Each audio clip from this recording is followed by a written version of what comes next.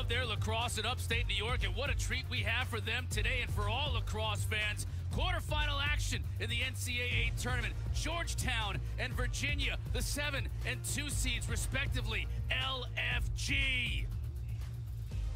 Look at the brackets. We've gotten down to the final 8 teams. 2 games today, 2 games tomorrow. Virginia, Georgetown next. Duke, Michigan later today in Albany. Then tomorrow in Annapolis, Q and Anish. We'll have Penn State Army and Notre Dame Hopkins. Alongside Paul Carcaterra, I'm Chris Cotter. So glad you could join us today. You look at these 2 teams that we've got in this first game. Lars Tiffany and Virginia, national champions in 19 and national champions in 21. They're used to being here. For Georgetown, they've gotten here, but they haven't been able to get over the hump, have they? This is a huge moment for Kevin Warren and his staff and his players. They've lost 8 straight quarterfinal games dating back to 2001.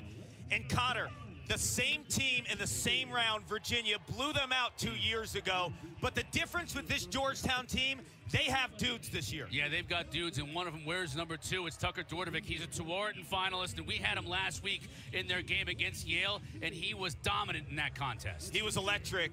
Dordevic's from Portland, Oregon. 63 goals. That's the most productive goal-scoring season in Hoya history. He is an absolute ball of muscle, and he can change direction on a dime, but his secret sauce, it's how two-handed he is. He can beat you with his left or his right, and he plays anywhere on the offensive set. He's a first-round draft pick for the PLL Whipsnakes, and boy, does he have game. Tucker transferred into Georgetown this year, so 1 year with the Hoyas. Virginia's got their own Tewaaraton finalist. He's been wearing orange and blue for a long time. He's big time as well, and the Virginia attack has the goods, and they lead the overall nation in goals per game. And Schellenberger is the undeniable quarterback of this unit. He's a Charlottesville native, number 2 nationally in assists per game. He's got x-ray vision, loves to look for Xander Dixon, who's just had the most prolific goal-scoring season in single history at Virginia. But it's not just Dixon. You got to deal with Cormier, the Canadian native. Ice in his veins, catches absolutely everything. He's a top 5 scorer in the country as well. These guys can everything. Cormier camps out on the crease. Dixon flashes to the crease. Both of them extremely effective. Look at their shooting percentages. When they catch those Schellenberger dimes, they bury them, and Virginia racks up goals. You saw these 2 coaches, Kevin Warren and Lars Tiffany, friends embracing at midfield before the game. As we mentioned too, Kark, Lars Tiffany knows what it's like to get to the quarterfinal round and to advance. For Kevin Warren, as you see Lars Tiffany, for Warren, it's a matter of he's been Big East champions now 5 years in a row. They've gotten to the quarterfinals, but they just can't get past it. Is this going to be the year?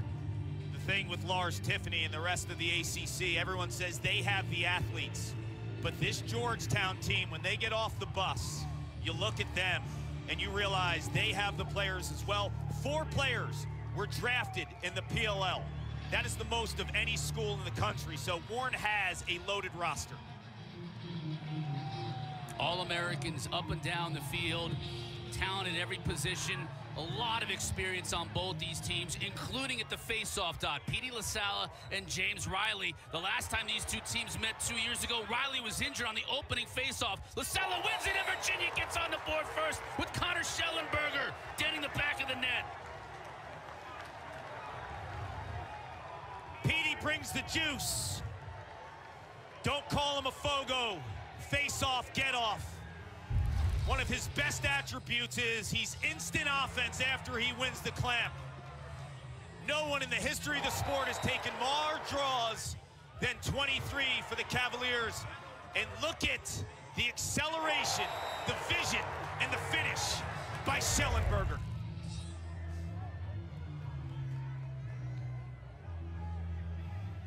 Almost a replay of the last time you and I did a Virginia game 2 weeks ago against Notre Dame in Charlottesville. Schellenberger scored right off the opening faceoff. Here comes Petey again. Will it be a replay? Schellenberger takes that extra step inside, and he scores again!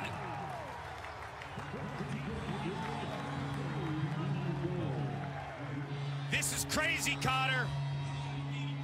Connor Schellenberger has been nicked up all season with a lower body injury. People doubting his game. Turn on the tape when he's healthy. NCAA tournament most outstanding player as a freshman in 2021. And look at the counter move. The first shot by Schellenberger was a catch and shoot. This time he plants his foot and gets the defense to bite one way, and it's the total counter. It's the opposite way he moved towards the ball from the first goal. That is a lacrosse player with tremendous IQ. This time he jumps the whistle a bit, face-off violation against Petey, so we'll get an opportunity to see Georgetown for the first time this afternoon, 6v6. And this is a potent Georgetown offense in the half-field set.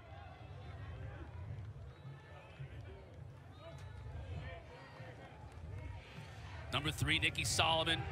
ACC lacrosse fans will know that name. 4 years at North Carolina before transferring this year, part of that amazing transfer class that Kevin Warren brought in the offseason. Minikis also a part of it. Takes her shots steered aside by Nunes. Our goalies today haven't even had a chance to introduce him. Matthew Nunes, who's had a great second half to the year after struggling for the first couple of months for Virginia. Number 41 in net, the sophomore from the Woodlands, Texas. And then Danny Hinks is in goal for Georgetown.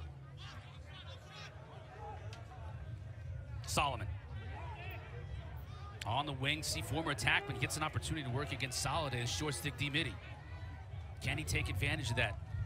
High shot from Declan McDermott. One of the captains sails over the cross. Solomon's one of those players who's burst onto the scene this first year for Kevin Warren. Later than expected, but the timing's been great. 11 goals in his last 2 contests. Minikis does a wonderful job to avoid the crease. Comes back around to his right.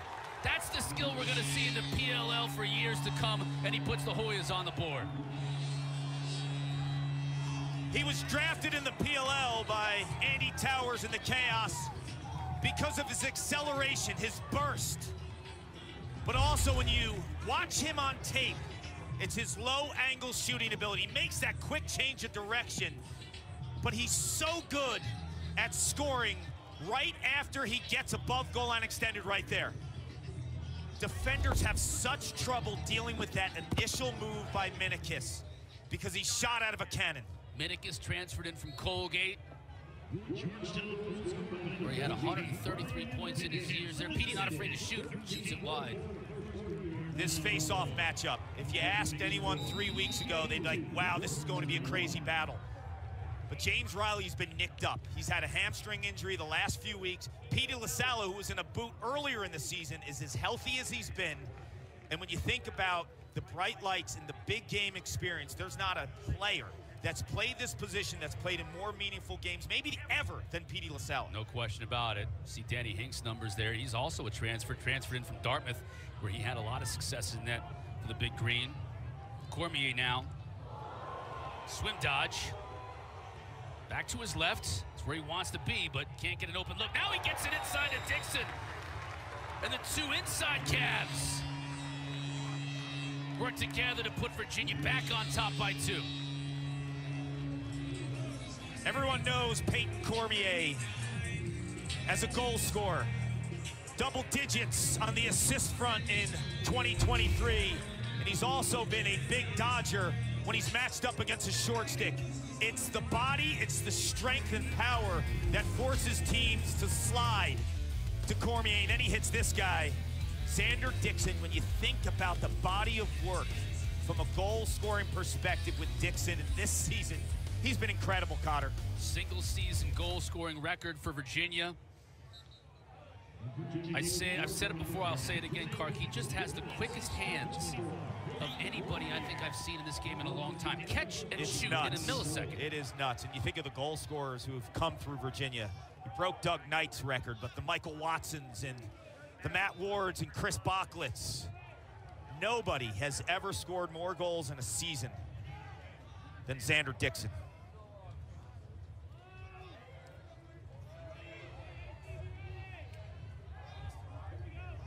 Aiden Carroll, part of the second midfield line on. Bundy's still on there for Georgetown, so Carroll's getting a little bit of run.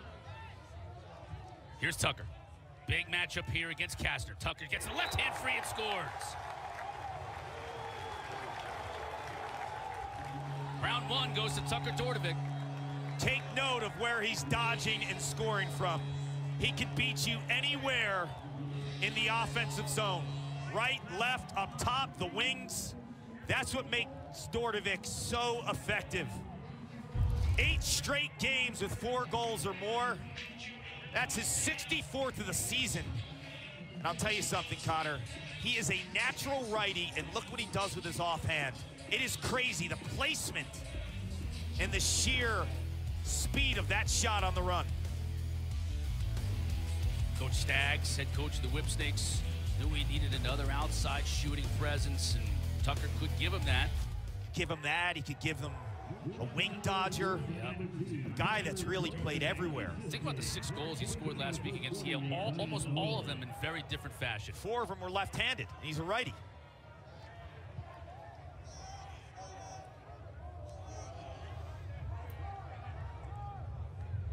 Do not blink watching this game. It is going to move extremely quickly, Kark, and there are going to be a million goals scored this afternoon here. There you have Petey LaSalla.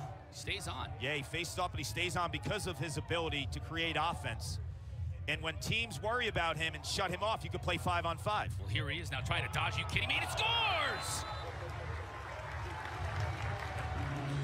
Doesn't even know the meaning of the term FOGO.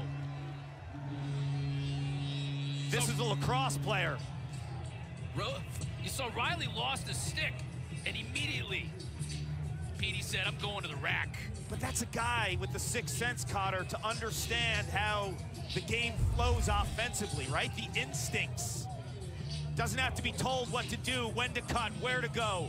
Little spin and face dodge. That is tremendous offense by Petey LaSalla. He beat a pole. He beat Wally Halpert. He was an incredible running back in high school. Out on Long Island, Lars Tiffany found him later in the recruiting process, and boy, oh boy, did he find a gem, because his freshman year, he became the guy. 2 goals in the national championship against Yale in 2019. He's been doing it ever since for Tiffany.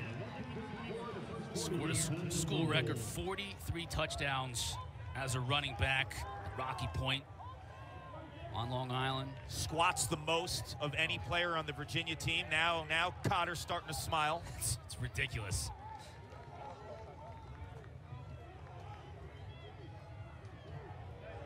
His numbers speak for themselves, but also when you think about fourth quarter face-offs, overtime face-offs, when you have to have a big one, Schellenberger has all kinds of time and space. You just can't give him that kind of space.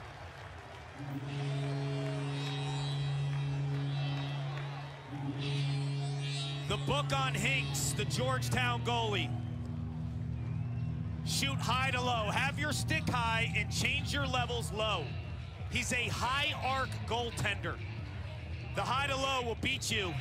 Schellenberger scouting report, and he puts it to use. He's smiling with a hat trick already in this contest.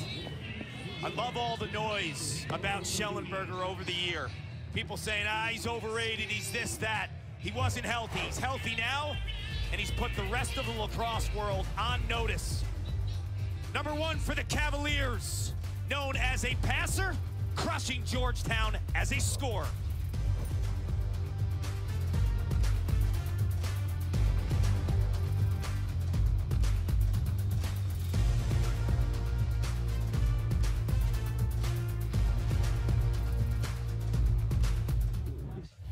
Flashback to 2021 quarterfinals in Hempstead. Kark, you and I called this game. Before the game and pregame warm-ups, Georgetown coach Kevin Warren got hit with an errant shot, and then their face-off man, James Riley, who's here today, got injured in the opening face-off. He was gone for the rest of the day. It was all Wahoos after that. The wheels fell off the bus.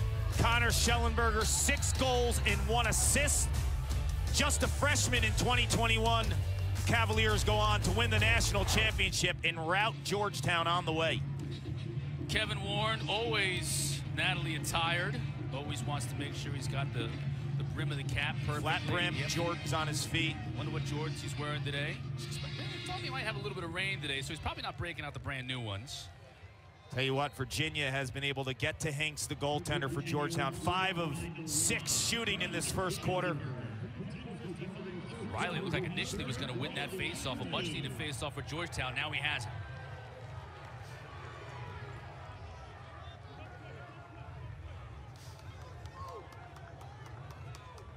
It has been a Virginia onslaught. Georgetown, we thought this was going to be the case, Kark, all day long, is that both teams were going to score a ton of goals. Who could keep up with the other one? You know, it has that feel to it. Like this offense in this 6v6 is just going to have to keep scoring goals just to keep up with Virginia, kind of like last week, but maybe even to a greater extreme. Dordovic. This time the slide comes. It's Chismar. Now he's going to be stuck with Dordovic. He's got a shorty. Can he take advantage? He does. He goes low, but Nunes is there. Now a quick outlet. Evanson can run. 0 and White. He'll take a shot, but Hanks is there to make the stop. It's a big save for Hanks. He needs that from a confidence perspective after Virginia has rattled him early. You talk about the shootout. It's the goaltending. That's a nice play, but it hits the pipe. Dylan Hess had a really good look at it. Went low to try and beat Nunes. Hit the pipe. Stays with Georgetown. We talk about Virginia's offense. This Georgetown offense is scary as well. You have a guy like Solomon with the ball, 11 goals last 2 games. Obviously Dordovic, and then the speedster Minikis. They could beat you in a variety of ways. Like maybe this way, though. Solomon misses. Had Nunes out of position a little bit. Solomon couldn't quite get it on cage. Jacob Kelly, 55, in blue. Another transfer from North Carolina. He and Solomon played so many years down there in Chapel Hill. Bundy. On the run, scores. That looked like that handcuffed Nunes a little bit, that bounce shot.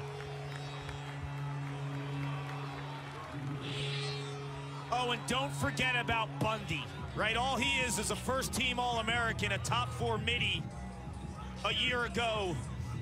He's got 31 goals on the season, and Tucker Dordovic and Minikis are the headliners this season, but Bundy has the confidence to attack a long stick as well. And very few midfielders in the country will go after one of the 4 long sticks on the opposition. Bundy has the green light because of his ability to shoot on the run and his athleticism and speed down the alley. 1 gold with Team USA under 21 this last summer.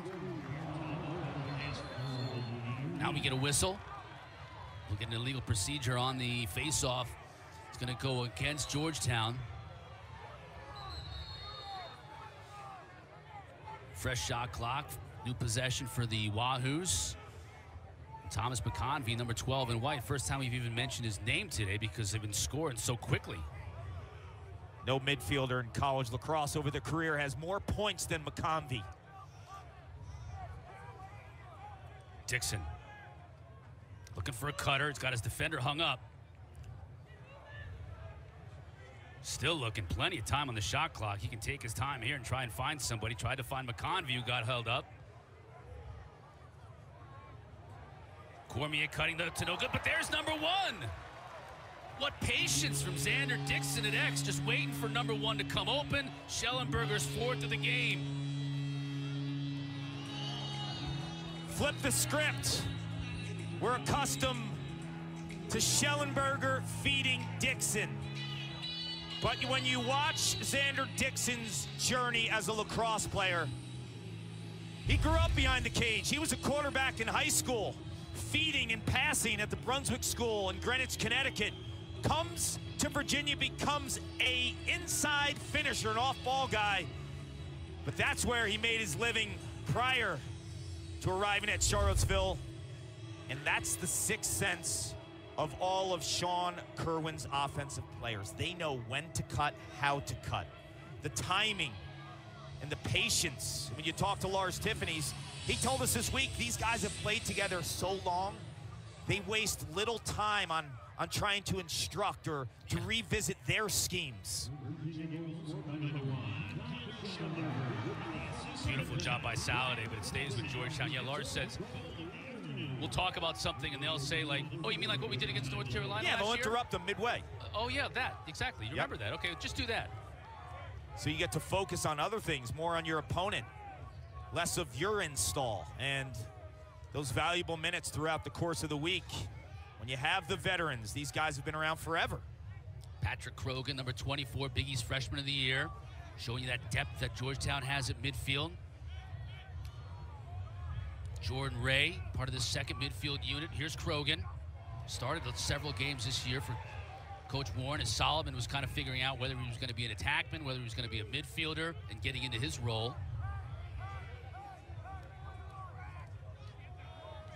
Coming upfield, finding the back of the net.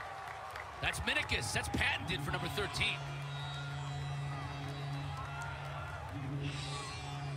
Duke won a national championship 2013 and 2014. They were led by a player named Jordan Wolf, and his explosiveness behind the cage between this spot and goal line extended was crazy. Brian Minikis has that type of explosive ability. And Connor, his first goal was low angle with what hand? His right. This time it's with his left. So the two-handedness of this offense, Dordovic, Minikis, Bundy, they have options when they attack a defender and they watch the hips of the defender, and based on where they're hedging, that's where they counter.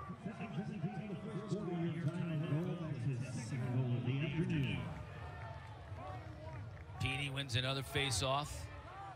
As Clark mentioned earlier, Riley has been banged up. Lower body injury over the last couple of weeks. He soldiered on last week like a warrior in the rain at Georgetown, doing the same thing today against one of the greats, really, that we've seen in recent memory in Petey LaSalle. And that could be a bigger issue this week because LaSalle likes to stay on, so he can trap Riley and make him run more and more with the bum wheel. Schutz trying to get by Donaldson. Nice job getting the ball away from him. Georgetown on the run.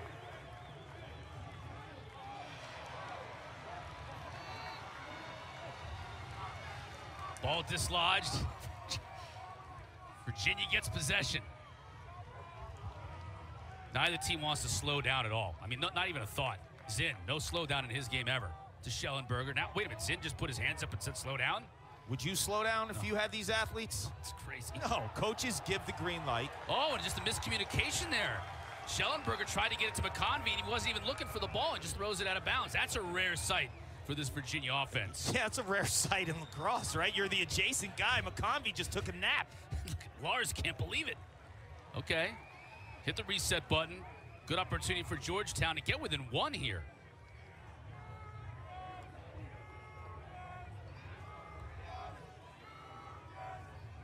Bundy down the alley, got his left hands free. Look at Nunes. Nunes so improved. Middle of the season, hit a tough patch between Maryland, Towson, Johns Hopkins games. Well under 50% in all.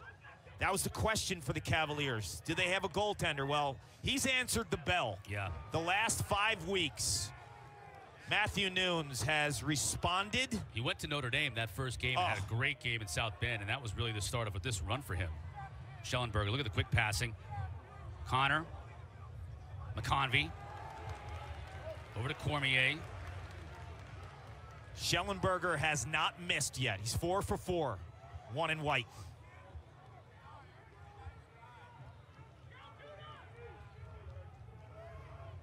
Dixon on the short stick, D-Mitty.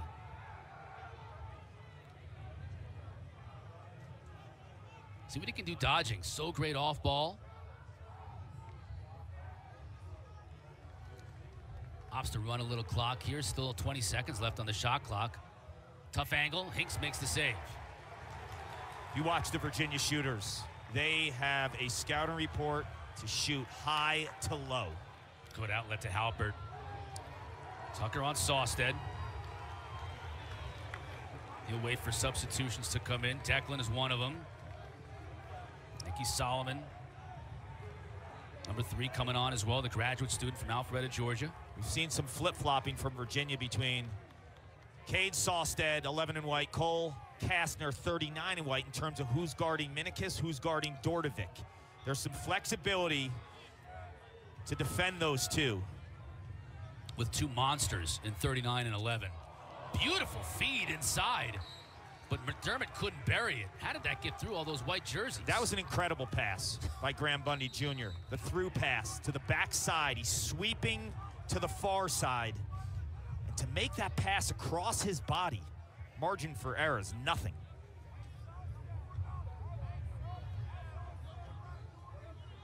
Minikis on Kastner. The length of 39 is really unprecedented. 6'7". In college lacrosse, great basketball player in the Bay Area in San Francisco in high school. And you saw the length right there from Cade Sawstead, 6'5", and that's what these two do so well, Kastner and Sawstead. When you get in their body, they engulf you.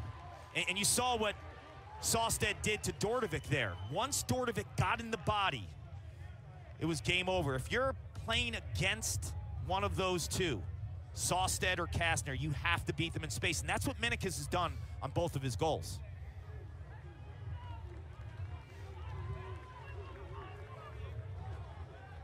We're in a scoring drought here at Albany. It's like grapes of wrath kind of a drought. I thought we were going to have a goal every 20 seconds at the start of the game. A little bit of a slowdown, as you might expect with the ebbs and flows of a game, but here's Connor looking to change that. Jump shot, Hinks. Now Hinks is starting to warm up a little bit, seeing it well.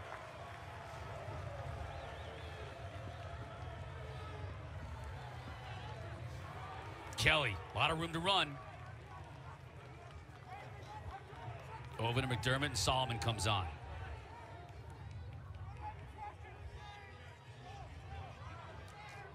Nunes, high arc, comes out to challenge the shooter. Minikis got dumped after taking the shot.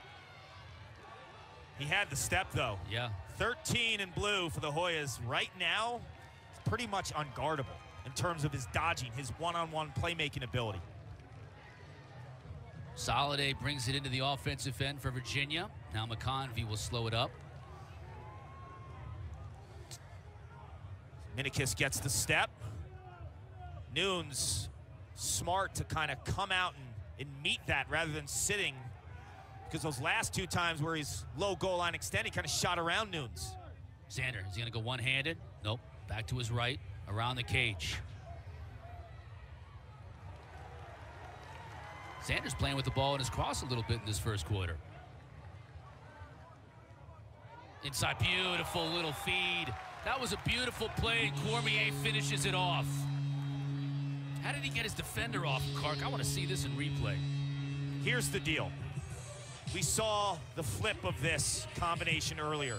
Cormier was the dodger. Dixon was the finisher. The one thing that stands out to me above everything with Peyton Cormier is he never drops the ball. He catches absolutely everything, whether it's right up by his ear, down low across his body. Dixon sees the slide, pass it in to Mr. Automatic.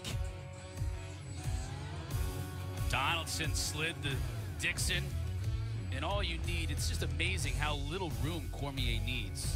Tiny little bit to catch and rake and beat Hinks. The advantage is back to 7 goals. Petey wards off Riley there. Soliday was able to pick it up, got hammered. Petey picks up the ground ball.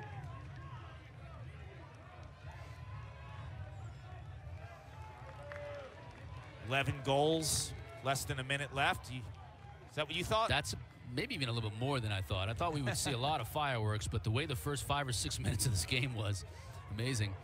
A lot of fun. First of 2 today. We've got 2 more tomorrow. Michigan and Duke coming up following this game today on ESPNU. This is a game, though, you just feel like 3 goals is nothing, right? Because of the firepower of these teams. Well, we just saw it. I mean, Georgetown got within 1 with possession. Now they're back down 3 again in the blink of an eye.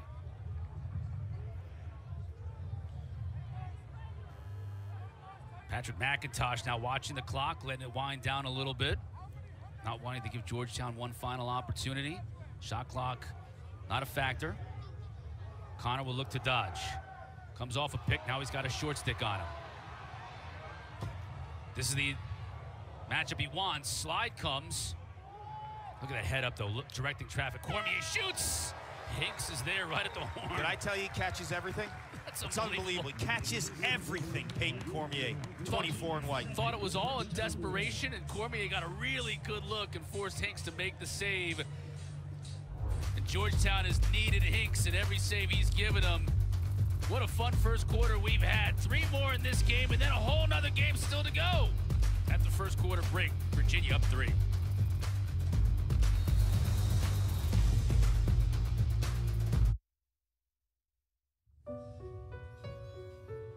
Sadly, we lost the great Jim Brown yesterday, one of the great athletes, really, Clark, in recorded history, to be honest with you. A great football player, a great lacrosse player at Syracuse, and a huge advocate for the sport. He always talked about how, despite his exploits with the Browns in the NFL, lacrosse was his favorite sport.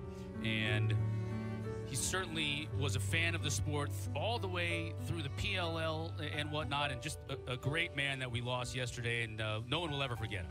U.S. Lacrosse Hall of Fame member. He was a teammate of my coach at Syracuse, Roy Simmons Jr., and the endless stories about Coach Simmons telling us what it was like to be a teammate of Jim Brown was amazing, and just a lover of the game of lacrosse when you think about it. I love the quote he said about the game. Lacrosse is the greatest sport invented by mankind. I was always happy to be one of the players who respected it and loved it.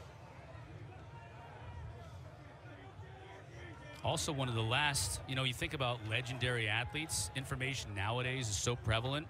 He's one of the last athletes where you hear stories about him and you're not sure whether they're true, but you want to believe that they're true because you think that he's capable of doing it. There's some video of him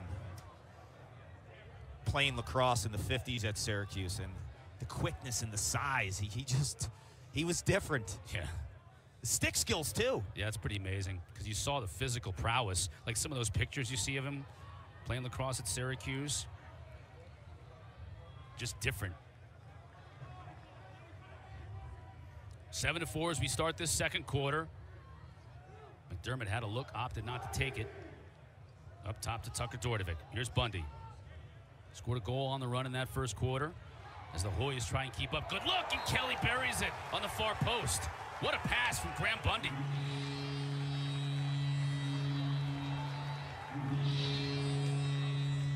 Stand up, Hoya Nation.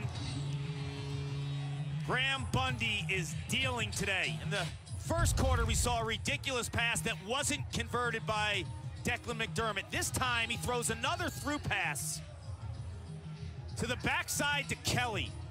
With pressure on him, losing his balance, head up, sees the double. That is an elite dish by one in blue.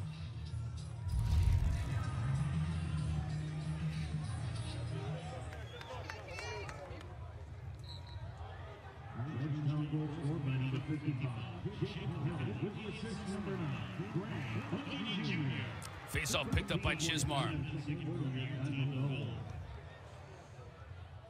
Petey stays on. The extra pass hits off the crossbar. Do you see the awareness of LaSala, though? It's not like, oh, I just have to score every time I'm on the field. The passing to Schellenberger for the 2 goals. The pass to Cormier there. Like, he has an offensive player's mind. Just happens to be an incredible face-off specialist as well. Schutz scores! Well, that's got to light up the Virginia bench, and it's going to put a smile on Lars Tiffany's face. What did he say about Griffin Schutz when we asked him about him this week? Run by your man. Run by your man and stay north-south. And what that means is dodge towards the end line, not the sideline. Make it count. Go through the heart of the defense. And the switch back to the right hand there increases the angle and the placement on a righty goalie. Bam!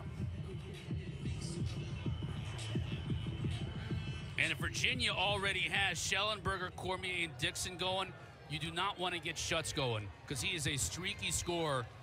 When he's feeling it, he cannot be stopped. Just ask the Hopkins Blue Jays. We did that game. Dominated them earlier this year. Best player on the field on a Tuesday in March in Baltimore. The upper body strength of Schutz. Like, if you see him, he looks like a middle linebacker for a Power 5 team. He's got the neck of the Hulk. Right, yeah. Here he is. Dodging on the short stick. See, now he's feeling it goes righty, but he can't get the shot off. This could be an opportunity for Georgetown to run, too. They've got numbers. McConvey trying to come back. Kelly will fake the shot. Extra look up top. What a move, and a goal! That was a great move by Wally Halpert. Get the defender off him, and then he's able to beat Nunes. This move is very similar to Schellenberger's second goal when he caught it on the point and he planted his foot to get the defender to bite and then roll away from the pressure to increase your angle. Wally Halpert with an incredible move right there. Look at that plant foot. Defenders shouldn't be doing that. But he understands, I'm gonna get away from the pressure. It's twofold, getting away from the pressure, but also increasing the angle. There's more net to look at. Just Halpert's third goal of the year, but it gets Georgetown now back to within 2. So it's yo-yoing between a 1-goal and 3-goal deficit for Georgetown. LaSalle wins. No advantage. Back to Chismar. It's the little stutter step too. Petey's like, it's like a cat and mouse game, right? So low to the ground, that low So center low. of gravity. What's Lars Tiffany gonna do when Petey graduates, right? It's just like so many of these players on this team. He loses a lot from this team because he's had so many of these guys now for years. You throw in the COVID year, it's like 5 and 6 years for a lot of these players. The opponents are getting sick and tired of hearing the names, I'm sure. It's the same group of guys. Sawsted's been there forever. Schellenberger, Petey, Soliday. Connor. Yeah.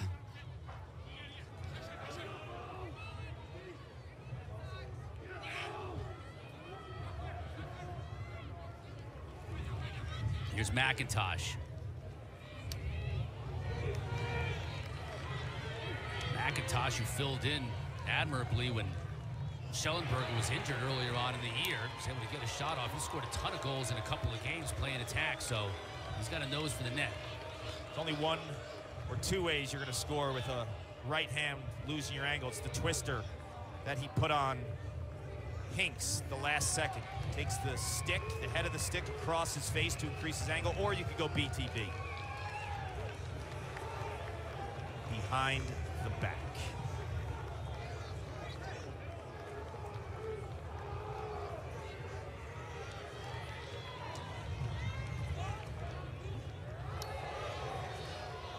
Carroll with the move. Minikis came out of the box on this possession. Tucker back to his left, but immediately Connor is there. Minikis on Kastner. Behind to Haley's. Great passer. Number 4. See, when Haley's in an attack, you can run Minikis out of the box. Tucker tried to do a little shovel shot one-handed. Never got through the traffic, but they get the turnover and get it right back. They'll get a fresh 80 here, so a big defensive possession for Virginia. They could be on the field for a long time. Minikis. Great catch by Haley. Only has 1 goal on the year, but he has a lot of passes, and Minikis tried to give him another assist, but Nunes was there. This offense belongs on this field. Kelly shoots it wide. Minikis is there to back it up. You take away LaSalle's dominance thus far, right? Hinks struggling in the first quarter. This is a Georgetown team in the middle of the field, man for man on offense. They belong. Minikis got a step, shoots that one high. Haley backs it up. Still 39 seconds to shoot. This is a long possession for Georgetown in this half. Lars wants to get a timeout with a dead ball. He didn't get it, though. He wanted to give his players a little bit of a rest, and it's going to come back to haunt him. He's unhappy about it at midfield. The official wouldn't give him the timeout. You can't believe it. His team was gassed. He wanted to give him a rest, and Georgetown made him pay. He's asking why. The only time you could call a timeout defensively is on a dead ball. And he was out on the field trying to take a timeout to give his team a rest because he knows this offense can score in bunches. They tell him, take a seat. And Georgetown, with offensive players everywhere, can fill it up. TJ Haley, too, with the vision on that pass. We saw a couple passes on that possession from 4 in blue. 2 years ago, he actually, as a true freshman, led the nation in assists. He has 1 goal on the year, now 25 assists. That's what type of a player he is. Scrum at midfield. Loose ball violation, going to go against loose ball penalty, rather goes against Georgetown. You know, Hans Wittelsberger was the referee on that play, and I guess he was looking in the corner. He was thinking that the play was being put into play at the time, Kark, why he didn't grant the timeout.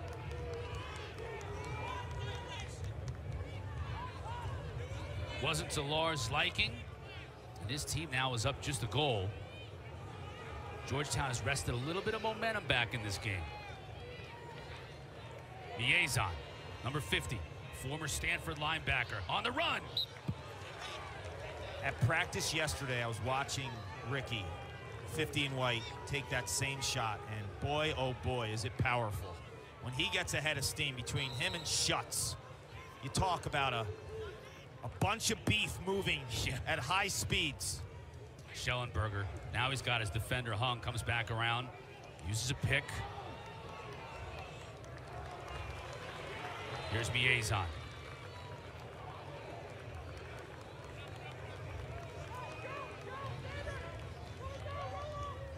Schutz gets wrapped, but scores!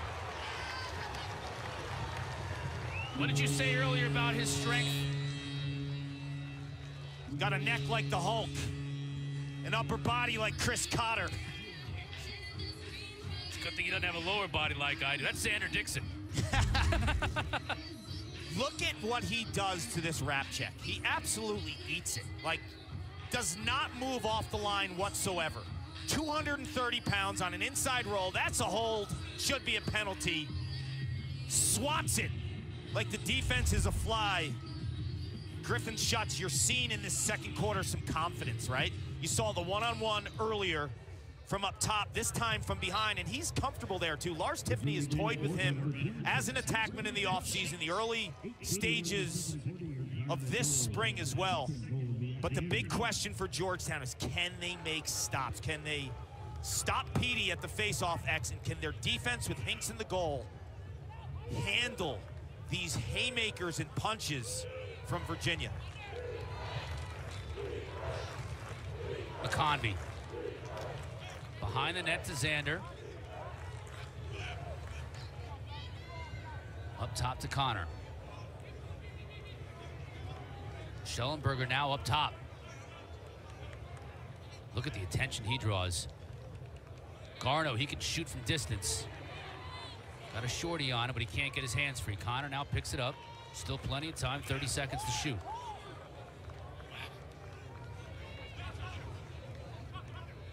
Freshman Charlie McGurran covering him, number 33 in blue. Pass goes awry. Garno loses it, picks it up, loses it again. Now he's got it, but he's in a little bit of trouble. It's 15 to shoot.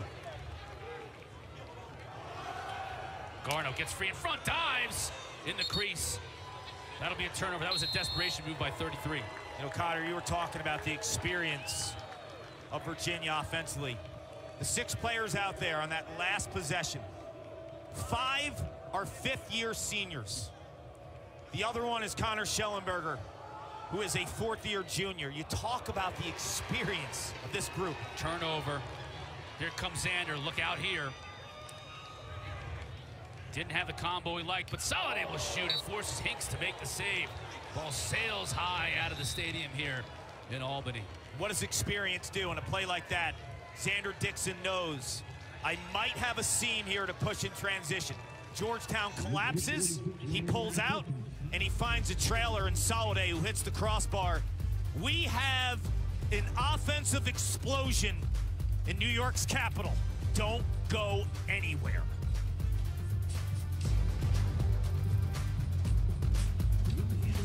Action in the men's tournament.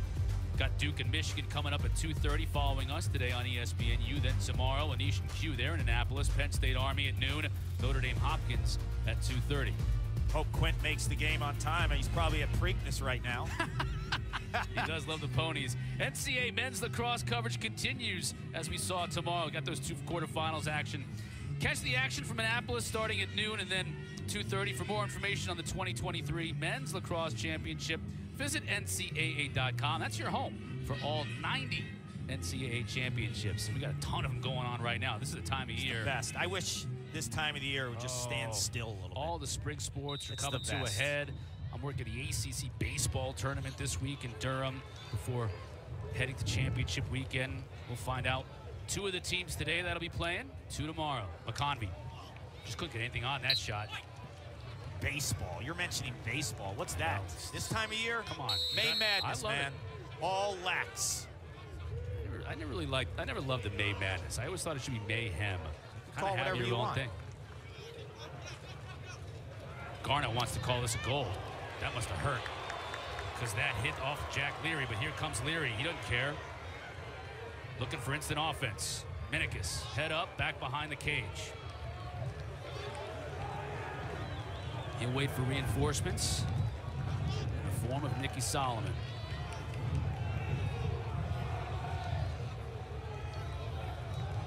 Solomon's a lacrosse player that came out of baseball and football crazed Georgia.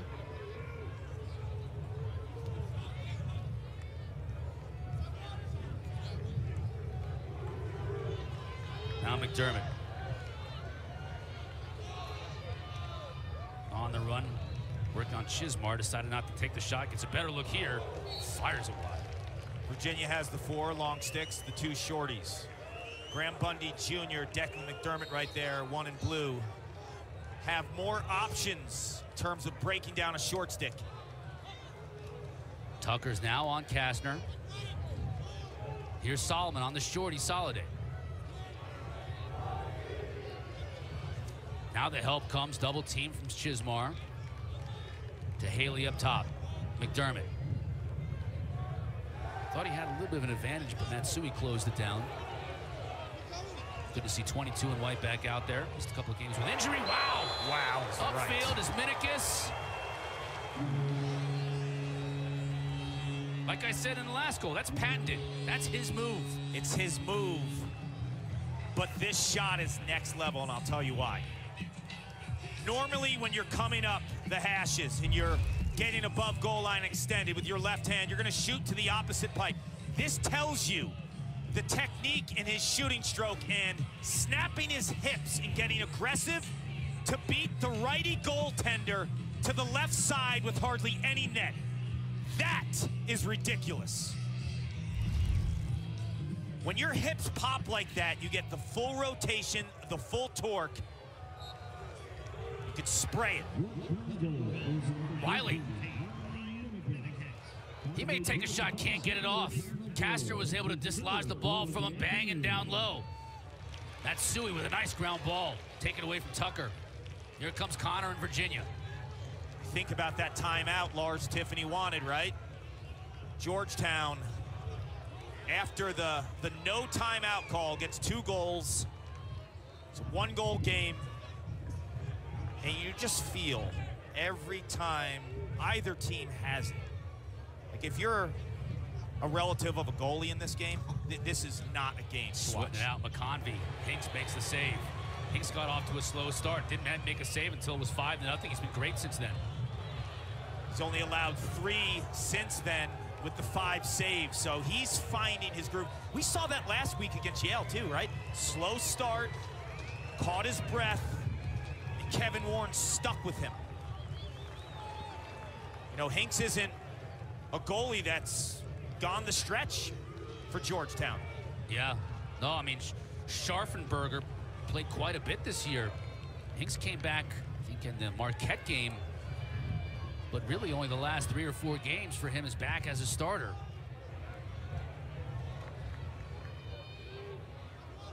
Minikis, quick pass to the far side.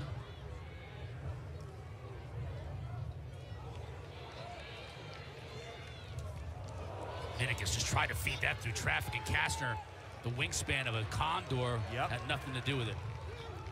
We talk about my body language in the booth, right? What am I doing right there? The wingspan card. At least you're not punching me or tackling me or choking me, which happens often after a big goal. That's what 6-7 does for you. You knock down all those passes. Minikis is accustomed to just getting that pass to X. Next player up in the rotation offensively, but when 6-7 is staring at you, it's a different ball game. Virginia just 2 of 10 shooting in this quarter after shooting the lights out in the first quarter. Big part of that is Hinks.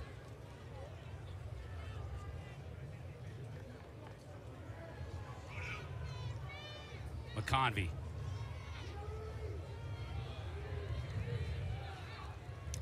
Shuts. McConvey got dumped, gets back up. That didn't feel good. Limping around a little bit. He should be all right. Shuts just trying to muscle his way in. Beautiful double team. McConvey initially looked like he might pick it up, but Connor gets the ground ball. 15 to shoot for Virginia. That's a big collision. Shuts feels the worst of it. And it forces a turnover eventually. Good defensive possession by Georgetown. That was great defense. The timed double by Will Bowen. First round draft pick in the PLL to the chaos. They know they have to support that matchup. He slides at a perfect time.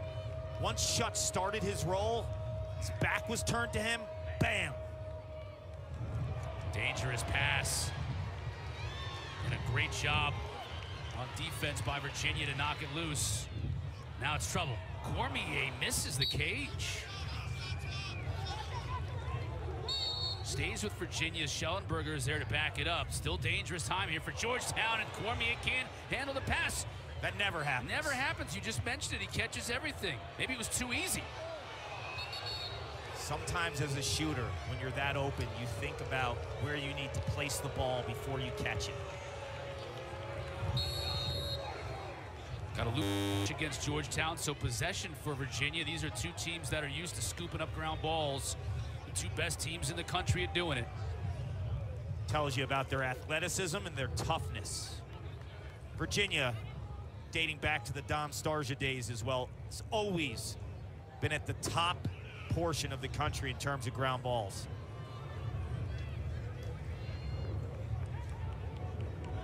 Got about a 15-second differential in shot clock and game clock.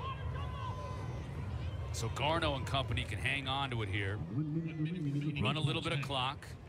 Virginia's got 2 timeouts on the board if they need or want to use them.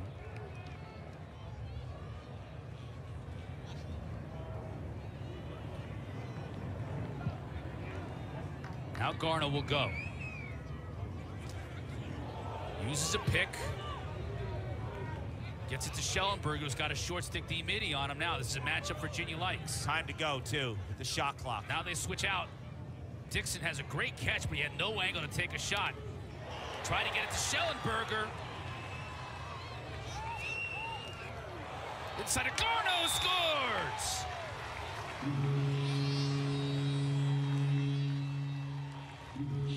With just 3 seconds left on the shot clock.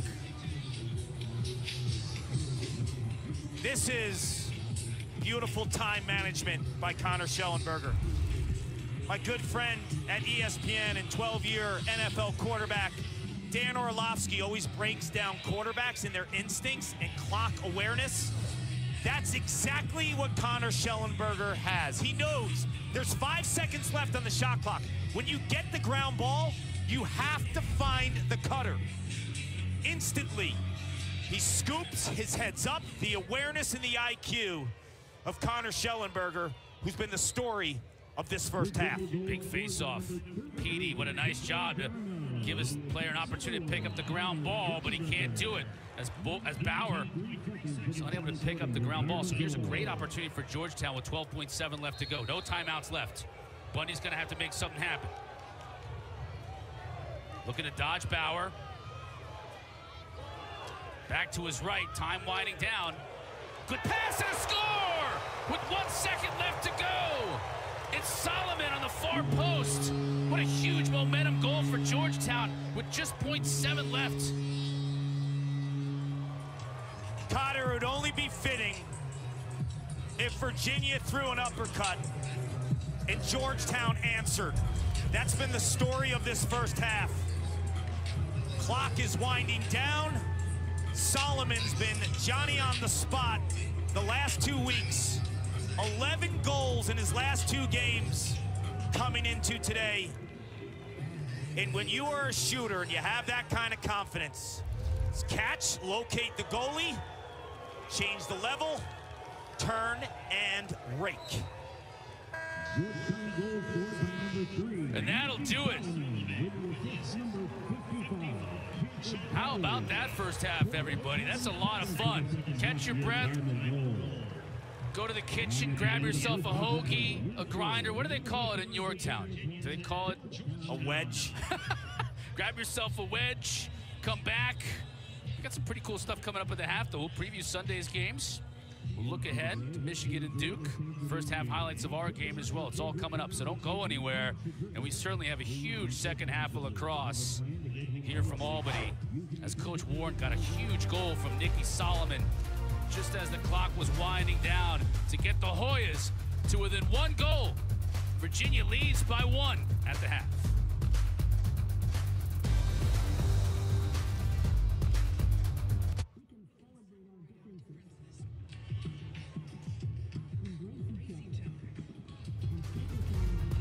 Virginia fans have made the trip, as have the Georgetown fans here, and they have been treated to a great half of lacrosse. 10-9 at the break. Virginia with the 1-goal lead. Cotter and Clark with you in the booth. Man, I need a lozenge. I was yelling and screaming like 30 seconds into that game with goals. Everything we expected, right? I mean, high-scoring game, back and forth, close. It had a little bit of everything. The transition, the shooting, the tempo. But the counters were the best, right? Once you felt like Virginia might be going in a direction to do something big in this game, Georgetown answers. Here's the thing. They may have to replace the nets today here at Albany, because our second game, I think, is also going to have a lot of scoring. It's Duke and Michigan. Michigan's really the darling of this tournament because of the breakthrough year that Coach Connery has had, but Duke can fill it up.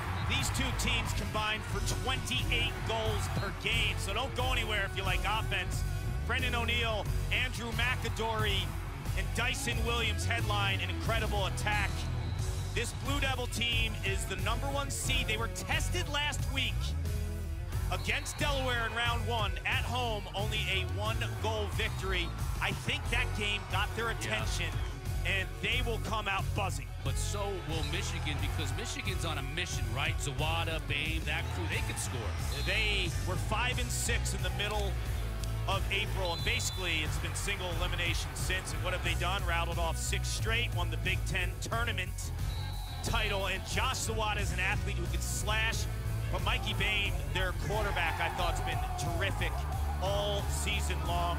This is a team that's just riding a high, right? Like, they want to play as much lacrosse as they can because they're feeling it right now. Right. They're in the zone. And we talk about the face-off circle a lot, but I think it's never more justified than in this game. Naso, first-team All-American for Duke against Rowlett, and we felt 2 outstanding face-off men for Michigan. That's going to be a key. It's going to be fun to watch. We'll look forward to tomorrow's games when we come back.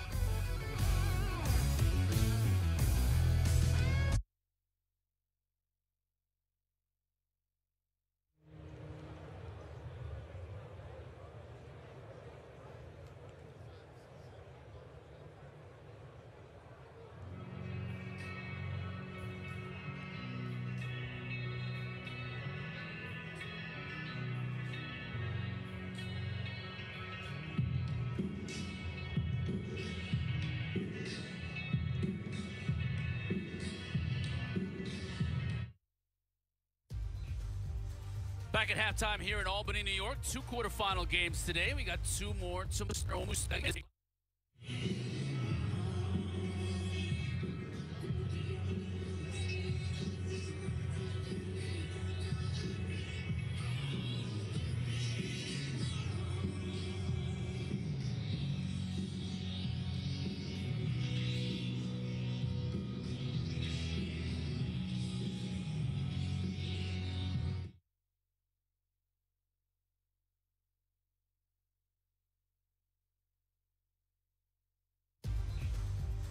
Back at halftime here in Albany, New York. 2 quarterfinal games today. We got 2 more tomorrow. Paul Carcaterra, Chris Cotter with you. Let's talk about those 2 games tomorrow in Annapolis. Anish and Q will be on hand for the call. And when you think about Penn State and Army, let's start with that one. These are 2 teams, if I'd have told you in January that they would be playing in the quarterfinals, you probably wouldn't have believed me. No shot, Cotter. Let's start with Penn State. They had 3 wins a season ago, and now they're the regular season Big Ten champs. TJ Malone on the offense, running the Nittany Lions sets. I think he's masterful in terms of quarterbacking, getting the ball to the right players. Ethan Long in Happy Valley, we did that game last Sunday night. He had 5 goals from the midfield. This is a team that is buzzing. It was ridiculous, the comeback for Penn State last week. And meanwhile, for Army, I think there were some people that thought they had a shot against Maryland, but not too many thought they'd come away with the win. They lost 19 seniors from a year ago, 12 regulars. But when you think of Army, it's their defense, right? The last 10 years, they've had a top 10 defense nationally. Jacob Morin might be the hardest shooter in college lacrosse, shooting the ball at like 105 miles an hour. From the parking lot, you have to defend him. This is a team that's super fun to watch. They're tough, they're gritty, and they believe. They disposed of the defending national champs last week, and they're in the quarters. Here's some players to watch in that game. One of the best names in all of college lacrosse, Knox Dent. I mean, that's amazing. You think about in 20 years when he gets introduced as the leader of your mission, Lieutenant Colonel Knox Dent. He's Fort Knox. I'd run through hell in a gasoline suit for that dude. Some of the others, though, Will Coletti, one of the best face-off men in the country, that's going to be big as the field could tilt in Army's favor there. Yeah, and Coletti's super athletic, too, so he's really, really strong when the ball kind of flushes out to the wings or in the offensive, defensive sets. I love what that sophomore is doing. And then Jack Frassian was the Big Ten Specialist of the Year, one of the top young goalies in all of college lacrosse. In the other game, it's Notre Dame and Hopkins, the Blue Bloods, and Notre Dame did not make the NCAA tournament last year. Clark, it's been kind of a revenge tour for the Irish this year. Monster chip on their shoulders. Last week against Utah, Jake Taylor had 5 goals, but he's flanked by the Kavanaugh brothers. Pat is the quarterback. The creativity out of 51 for the Irish is off the charts. And his brother, who's a sophomore, Chris, can really light it up and score in bunches. This is a team balance-wise that might be the best that's left. Hopkins, they're back, Clark. They are. They scored 15 straight goals last week against Bryant in round 1 down in Homewood Field. How about Russell Melendez with 9 points flying through the air? The Blue Jays are believing. They're another great story. After 3 straight losing seasons, the Hop is back. Peter Millman has them all believing in his system, and it seems to be working there. Can they contain the Kavanaugh brothers and Notre Dame? That's really a big question in this game. That's the big question, and you look at the defense for the Blue Jays. Mazzone and Smith have huge assignments defending the Kavanaugh brothers, and Liam Entenmann might be a first-team All-American in goal for the Irish. When you think about offensively, you talked about Melendez. Jacob Angelis has kind of come into his own too, played a little midfield, played a little attack in his time at Hopkins, having a great year. He's their top assist player for John Crawley, who's the first-year offensive coordinator that I think he's just done a masterful job with that unit. You look at the way that they share the rock, the assisted goals. This is a unit offensively, outside of Melendez, you really don't have to target too many guys, but it's the way they share the ball. It's the way that they use spacing. They cut, and they believe in themselves and that system that Crawley has implemented. So the Blue Jays are interesting. There's going to be a huge crowd down in Annapolis, too. Going to be big. Sunday afternoon, and each and Q will be on hand for the call. Second half on the way.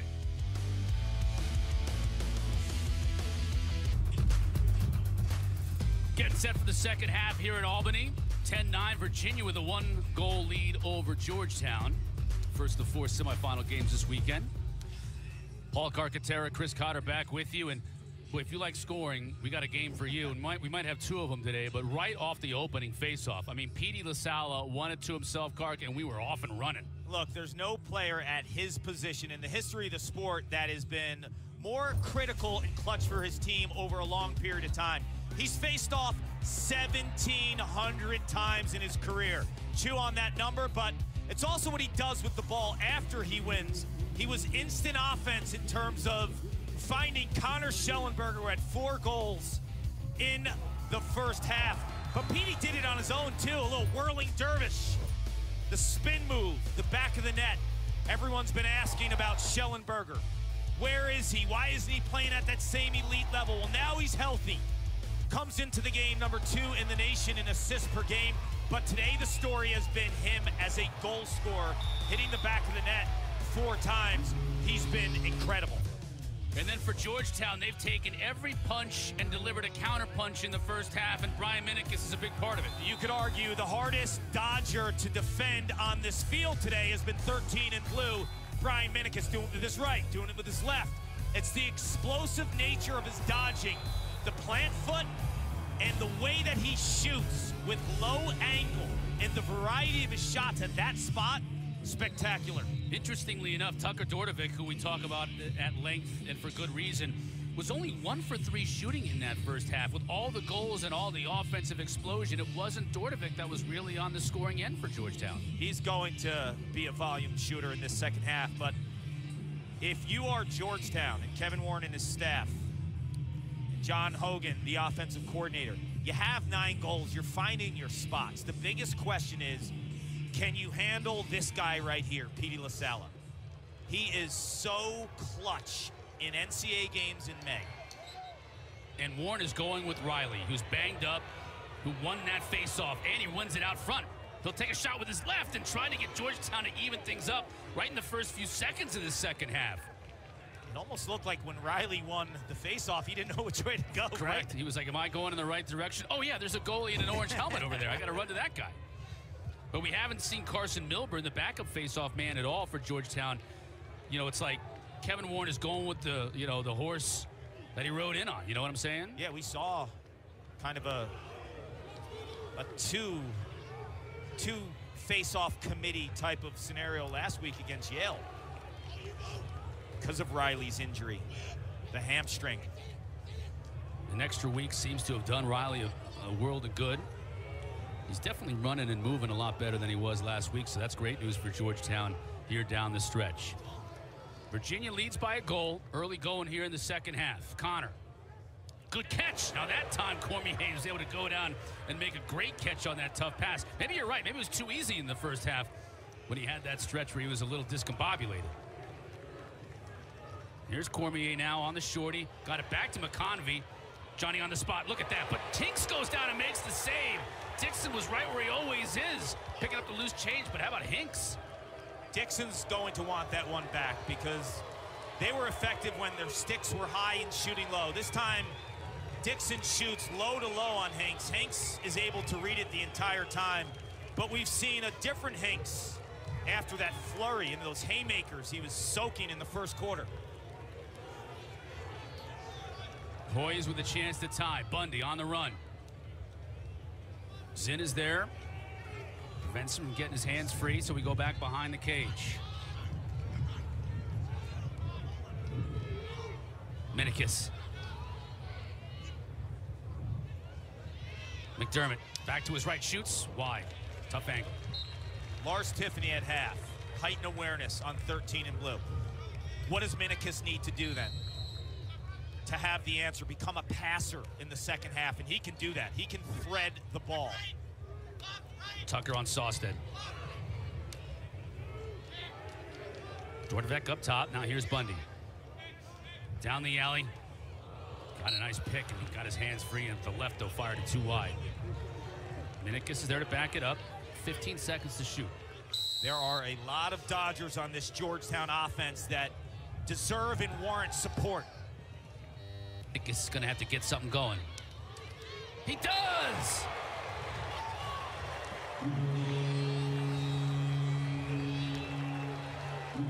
I can't believe he didn't choke me or punch me on that goal. There's plenty of time left in this second half. That's ridiculous. Because my hands are up in the air. That's why. They are. Your hands are up like, what more can I say about this? This is a situation when a player gets into the zone and he says, I don't care who's guarding me. If it's Cade Sawstead or Cole Kastner, I'm going to the rock because no one can match my feet. He is so good at X and changing directions. And the critical thing is, we've seen Kastner and Sawstead, who are 6'5", 6'7", defend smaller, quicker guys, but Minikis is smart enough not to allow those two defenders to get into the body. He is beating them in space. Every time those guys try to wrap their arms around him and engulf him, he counters with space. And if you watch him, rarely are you seeing the defense making contact with him. It's been masterful in terms of how he's setting up his dodges. The Hoyas deliver their first blow in the second half. We are all tied at 10 apiece.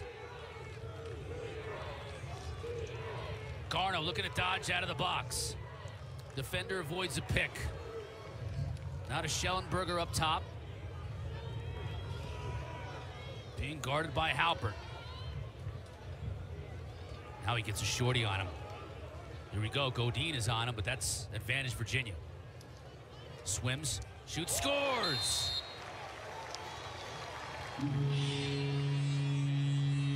Wow. Fifth of the day. Has a short stick on him. He gets that short stick through the all awareness in the picking game. And Schellenberger is a righty. And Georgetown does not support this matchup quick enough. You have to be going right away when he's on a shorty. And this is a player, as a freshman, was a first-team All-American as a midi, who dodged a lot from that same spot. So now he has a shorty on him. He doesn't have to stay behind. He can then basically keep his offense in the same set because of his versatility. If he goes behind, it gives Georgetown too much time to set up and slide, Connor. Virginia retakes the lead, and Petey continues to own the battle at the face-off dot. Sal subs off. Here comes Connor. Xander Dixon's got his man hung up. As wholesale substitutions for Virginia brings McConvey in. And Garno inside to Schellenberger. Can't beat Hinks. Big battle for the ball in front of the crease. Hess comes out of there with it.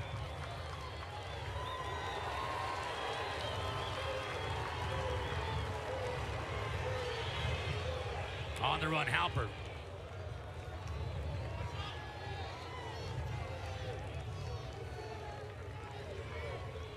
Now Bundy checks in for Halpert, and he'll slow things down. Wait for Solomon and company, including Aiden Carroll, to come on. Bundy beats his man. Up top to Minikis. Now here's Aiden Carroll.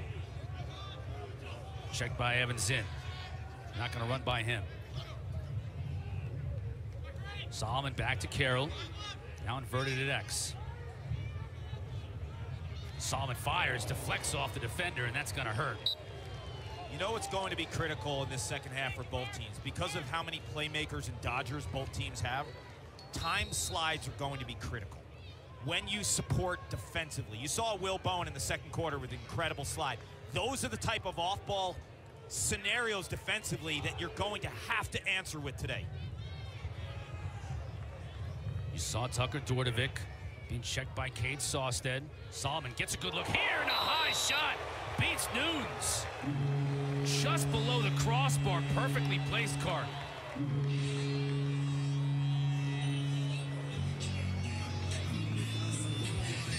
Connor, this week we were talking about seniors, their last run, finding some gold in their game.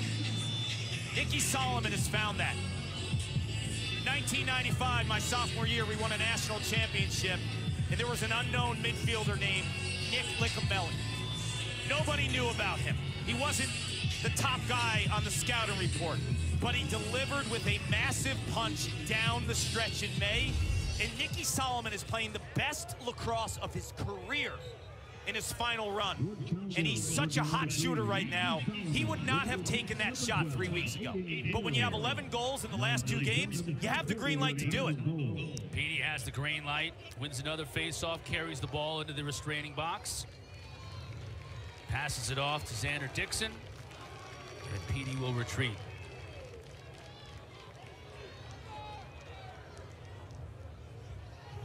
Shuts McConvey and Garno.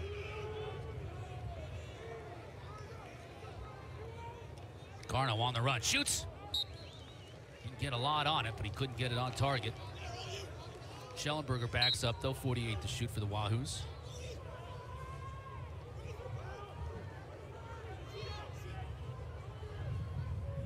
Schellenberger on Will Bowen. 99 in blue, the All-American. McConvey couldn't get underneath the defender. Inside, that shuts. Or check it, Cormier. That's perfect. Perfect execution for Virginia. Back on top. It's the passer, it's the finisher. Do you remember in the first half I mentioned Dan Orlovsky about breaking down quarterbacks? Well, he texted me at half. He said Connor Schellenberger reminds him of Joe Burrow. Why? Tactical, flawless mechanically in chaos, pinpoint accuracy ball placement. That's what you see right there. The ball is exactly where it needs to be for a shooter. He hits him right by the ear, right in the stick. Cormier doesn't even have to move. He just has to beat Hinks, which he did. And Virginia now back on top. Riley battling at the dot, wins this face-off.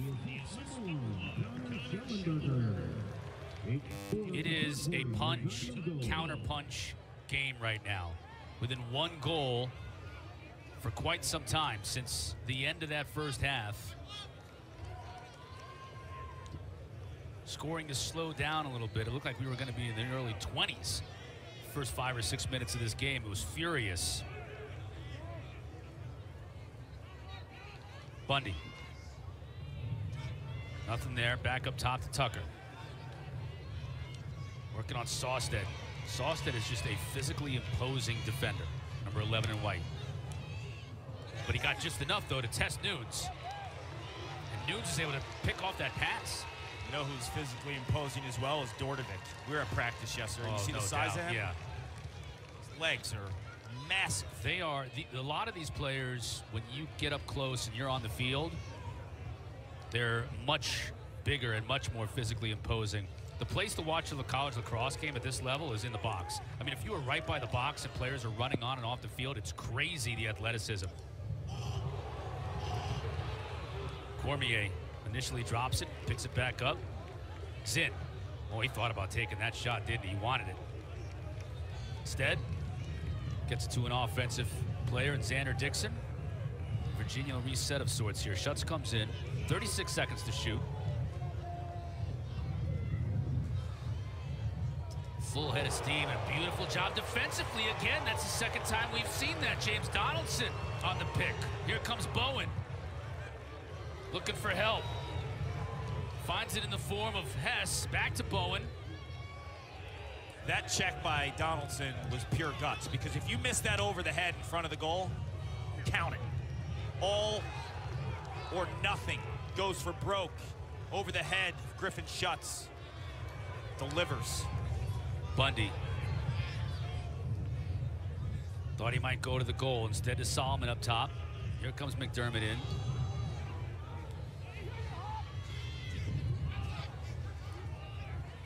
Minikis, just so dangerous when he gets on the run. Bundy got his left free, shoots. Nunes steers it aside. Big ground ball, goal line extended. 3-on-3. Still on the ground, picked up by Virginia. Sawstead.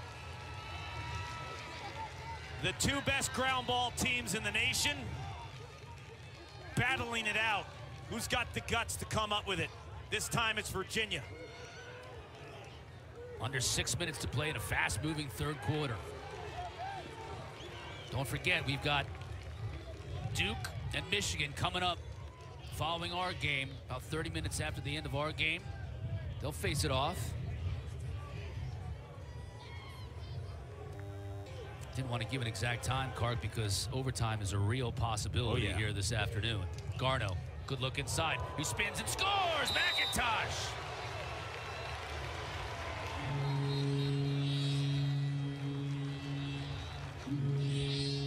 I want all the viewers to just focus on the head of the stick of McIntosh. 18 in white, does an incredible job with some fakes, putting that stick across his face to get it past Hinks. That is incredible stick work.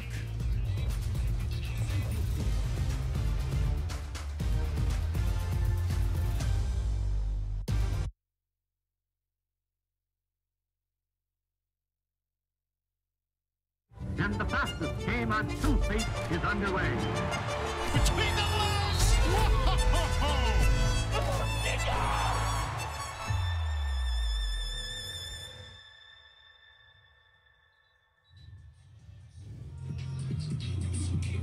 It is back all right, June 3rd, that weekend. Clark, you and I will be back here with a full cast of characters, PLL season beginning. And here are the players that are still in this tournament that were drafted. What a crew. I didn't realize there were that many still playing. Yeah. Some on the waiver after the draft in the 4 rounds. Nevertheless, incredible talent on display this weekend in the quarterfinals, and I love that ESPN has the PLL, because after Memorial Day weekend, I would hit a low. It used to be a real drought. You just be coming down and like, what's what next? Now? Nothing. What now? Well, I'll tell you what now. PLL. All the way through September. And looking forward to that the new lifeblood. Young talent coming in. A lot of lacrosse left to be played this afternoon in this one. 2-goal advantage for Virginia. Clock ticking to 5 minutes left in this third quarter. Minnicus has been sensational today, 13 in blue. Working on Cole Kastner. Up top to Solomon. Nicky Solomon's continued his strong play of late, working on Connor. There's Tucker Dordovic.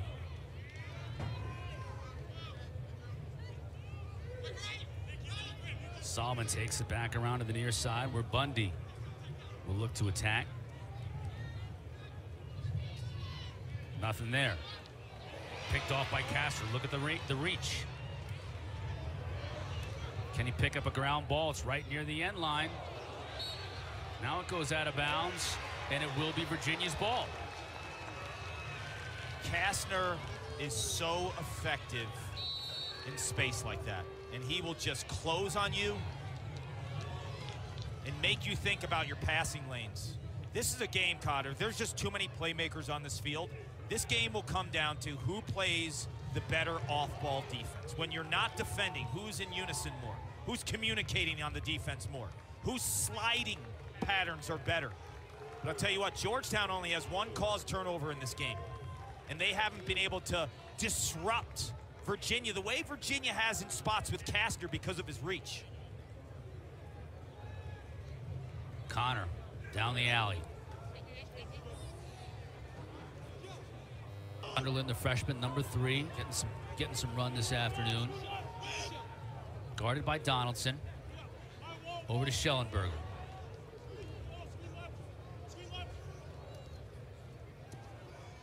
Alpert comes around the pick. Schellenberger gets it to Sunderland. Bounces off the defender, but can't get the pass to McConvey. There's your second caused turnover. On a flip, you want to be gentle, right? Sunderland was very aggressive with that flip. He felt the pressure, and he just threw the ball too high. Just a flick of the wrists to give it to your teammate.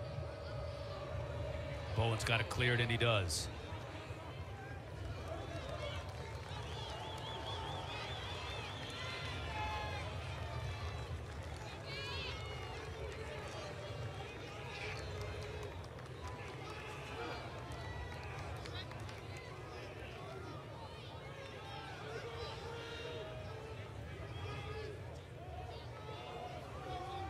Hayden Carroll on the near side. Uses that pick from Solomon to temporarily get free. Haley's in the game. Dordovic. Slide comes. Now Chismar backs off. Gives a tough angle shot, though, to Bundy, and it's, boy, I tell you what, that's a great hustle play by Virginia to get possession back to the Cavaliers. He doesn't like it. He thinks his offense was closest to the ball on a shot when it went out of bounds. The refs disagree, and ball goes to Virginia. Kastner on the run. Got to get it past midfield at the 60-second mark of the shot clock, and they do with Xander Dixon. Slim Reaper on the run.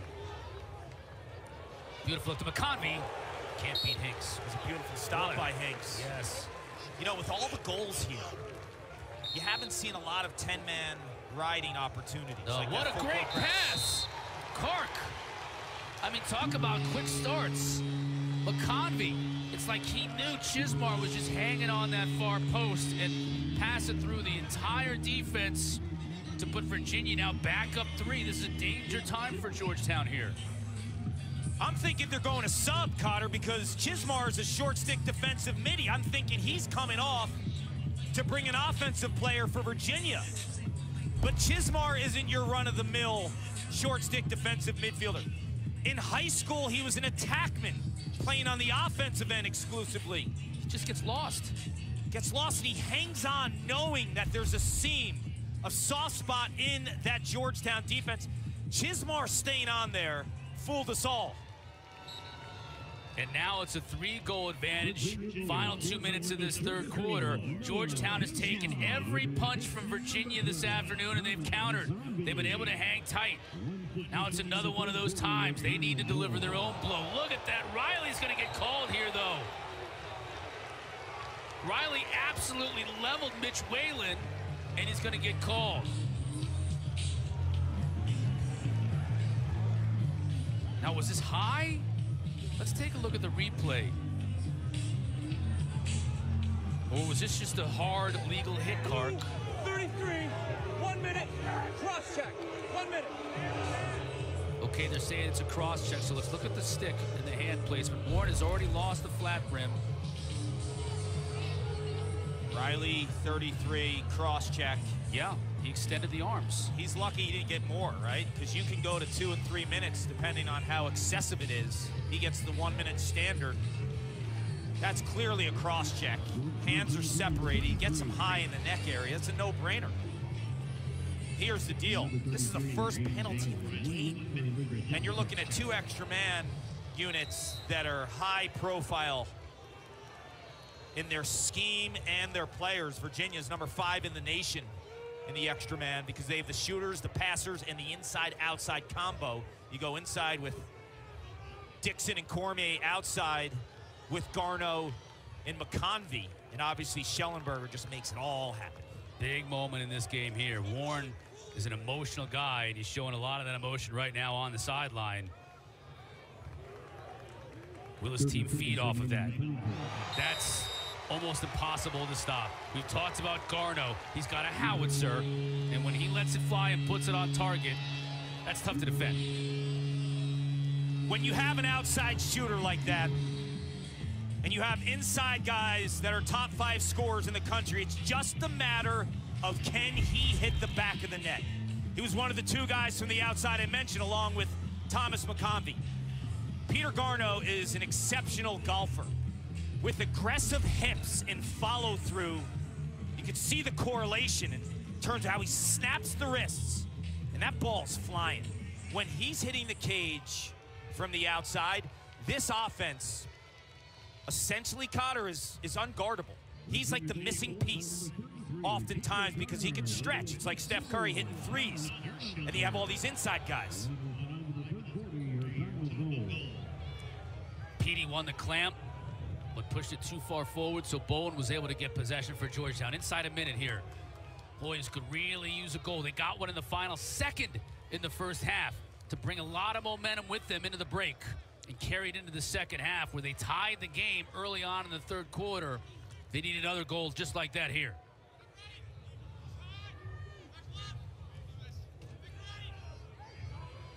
Minikis will make it happen.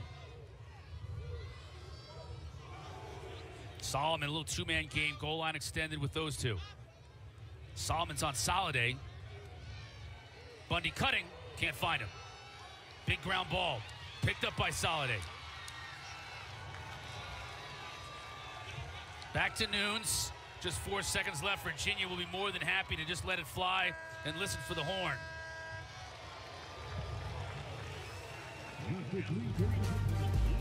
The wild nature of this game continues here, Clark. Georgetown tied it up early in this quarter. Then Virginia went on a run late. Heading into the final stanza, Wahoos lead by 4.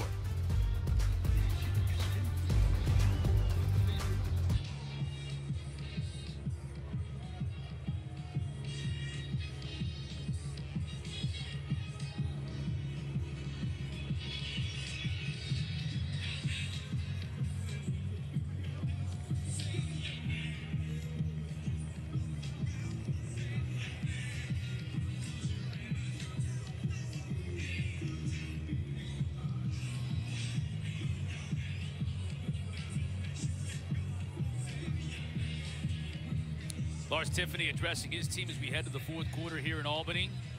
15-11 is our score. Virginia went on a run there at the end of the third to get that advantage back up to 4 goals. Kevin Warren unhappy about the penalty that was called against his team that led to a man-up goal. Think about the last 3 times these two teams have played, Clark. Virginia has won all 3 of those meetings handily in the tournament. And and they went on to win the national championship in each one of those years, including 2021, when Connor Schellenberger led an onslaught against Georgetown at Hofstra. Virginia ended up going all the way to the title. Game was tied at 11, and Cavaliers 4 for their next 5 on Hinks and the Georgetown D hitting the back of the net. Battle for that face-off. Won by Virginia and Scott Bauer. Chismar.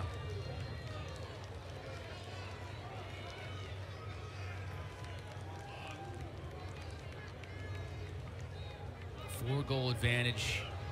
You know that Virginia's thinking Georgetown's got at least 1 or 2 runs in them where they can put a lot of goals on the board in a hurry. So keep that in mind throughout this fourth quarter. But you know, Georgetown's got to make it a 2-goal game, not a 6-goal game. Otherwise, it's going to get away from him. Hinks does the best job he can to make that happen. He'll need to steal some. I worry about the stamina of James Riley, who's been nicked up the last couple weeks, and the gas. Whoa! Big hit in the middle of the field. That draws a flag. Mitch Whalen just laid out Will Timonovich.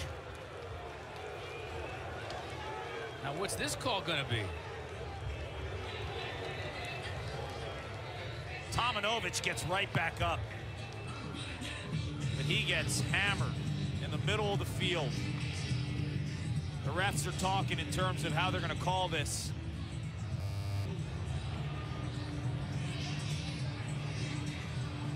The timing of the hit looked okay real time. It's just the location of the hit. Right, 43, contact the head, 2 minutes, lock head. Contact to the head. That's 2 minutes unreleasable. This is a huge call in this game. Take a look. Yeah, that's head to head. That's a good call. You know, he thrusts with his shoulder after, but it looked like the initial contact was head to head. And that penalty can go as deep as 3 minutes, depending on how excessive it is. This is a Georgetown extra man unit that spins the ball. Number 2 in the nation at 60%. They go deeper into the progression of the extra man. They may not want to go too deep here, though, Kark. They got a 4-goal deficit to make up, and they're hot on the man up. Got to get at least 1 here, don't you think? Absolutely. Because you can get a couple, you can get 2, 3 if you're efficient enough. That's Minikis. Kelly. Haley up top, the distributor, but he'll shoot. And Nunes, no problem on that one. Quick outlet, beautiful pass to Zinn. That's a backbreaker for Haley, who has 1 goal in the season, known as a passer. So Virginia says, we dare you to shoot. And Nunes comes up with the stop. You got to double the ball here if you're Georgetown. There's a lot left on this penalty. Got to get the ball back. Got to find a way. You can't let Virginia work 80 seconds, the entire shot clock off here. And that's the wrong guy with the ball if you're Georgetown. Jeff Connor can run all day long.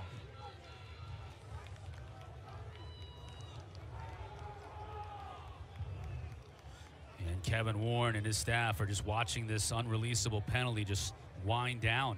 Why not double the ball here? I don't get it.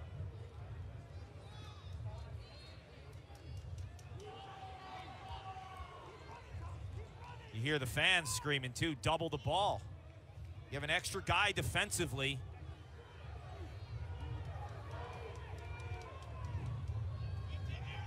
Instead, it's McConvey just running out the clock. Now the double comes. Way too late. McConvey looks for a cutter. Dixon, Hinks makes the save. Huge ground ball. Georgetown comes out of there with it. All even. 6 on 6 now. And the difference in this game has been Virginia's ability to create some turnovers. They're beating Georgetown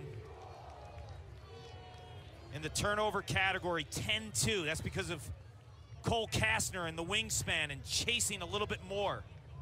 Georgetown just not able to disrupt Virginia offensively at the way the Cavaliers are. Minikis. Kastner closes the door. That's Bundy. So he's got the short stick, Soliday on him. He'll look to dodge, comes back upfield. Soliday doing a nice job staying with him. Now the slide. That means somebody's open, and it's that guy, number 2. That's not the guy you want to leave open.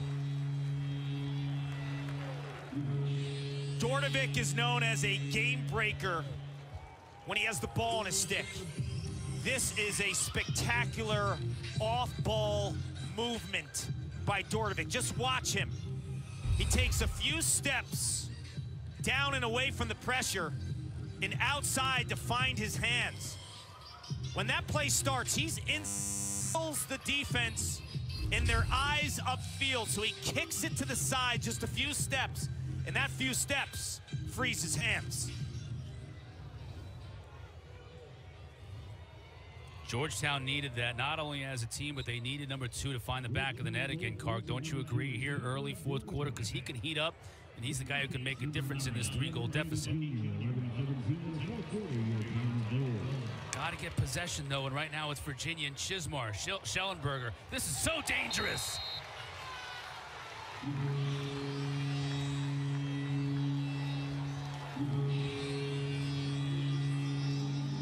When Kevin Warren has lacrosse nightmares, that guy right there is at the center of all of them. 12 goals in 2 games against the Hoyas in quarterfinal action. 6 in 2021. He's got a 6-pack today. And look how he just moves towards the middle of the field, gets the defender to bite, and then he's shooting at an ocean. A lot of inexperienced players say, okay, I'm at this spot right now, I have my hands free, I'm gonna let it go. But Schellenberger, with the patience and the ability to understand this game, almost in slow motion, he realizes where the gold and the money is. Back to a 4-goal lead. Riley is able to win the face-off, get it to a teammate. Bowen initially couldn't find it.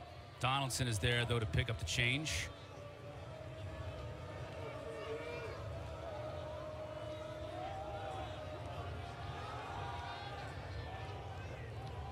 Bowen strides from that big man. Great pass. Can't finish right on the doorstep. That's why Jack Leary is a short stick D-midi. The midfielder. That is the look you want. It's like missing a dunk in basketball. Oh, Will Bowen takes it downfield, sees the opening. It's the same reason defensive backs play defensive back, right? They're not wide receiver. Right. I mean, Leary's got to be kicking himself. Still possession with Georgetown, though, so a chance to get a goal on this possession. And plenty of time, 25 seconds to shoot for Kelly. Natsui checking him back over here to Dordovic. Shoots. Nunes saves it low. He loves that high wing, but normally when he comes out of the spin, he's moving way more towards the goal, right? He looked off in terms of his balance on that shot, Dordovic. Easy save for Nunes, right? I mean, he saw it all the way. Just go down and pick it, send it the other way. Now we're under 10 minutes. And as you can see, Connor is in no hurry.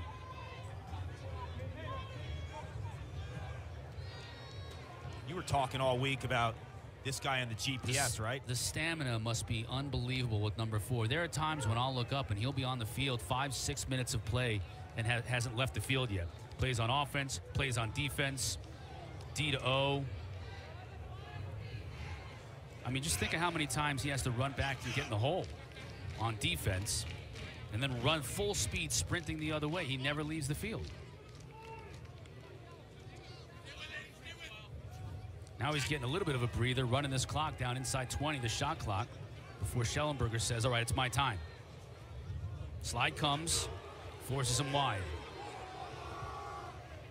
Finds Dixon, though. That's Zinn, too tough of an angle. Back to Schellenberger. Look at that pass to Dixon!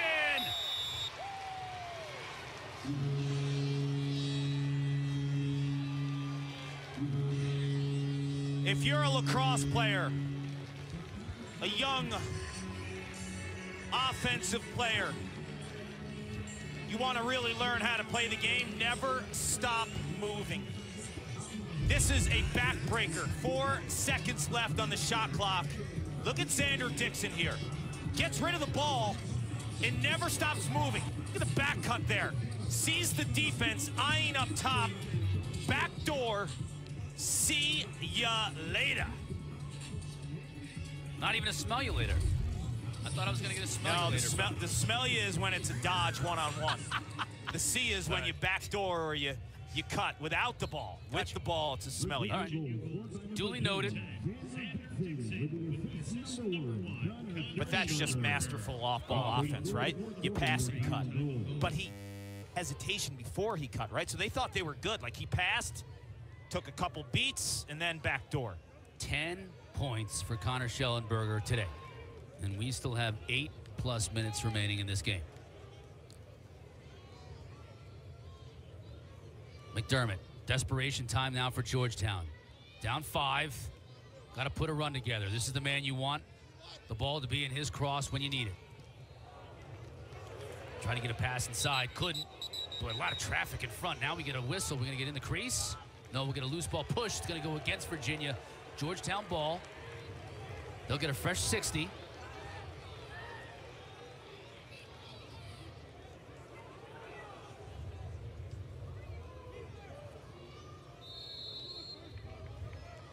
Hans Wittelsberger, Mark McGinnis, Scott McCall, our officials today. It's been a relatively clean game. Couple of controversial calls here in the second half. Not too many penalties, though. Solomon on Chismar. Tries to feed it in, dangerously in front of the crease. Sawstead gives chase to Matsui.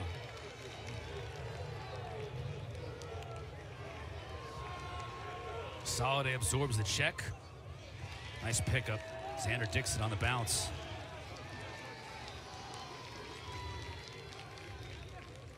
And again, Dixon will be more than happy. Kill a little bit of clock here. Garno. Schutt's coming in along with Connor. 10 points for Schellenberger. Masterful operating this offense.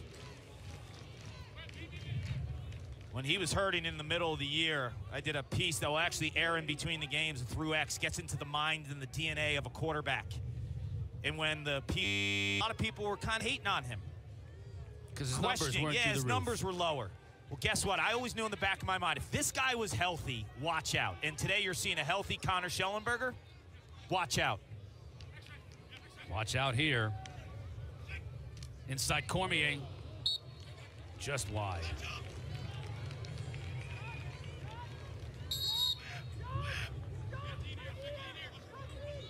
Didn't reset the shot clock, so now we're down to 10.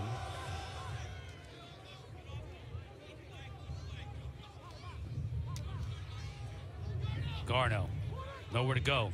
Now just gonna fire this one into the corner as the shot clock horn sounds.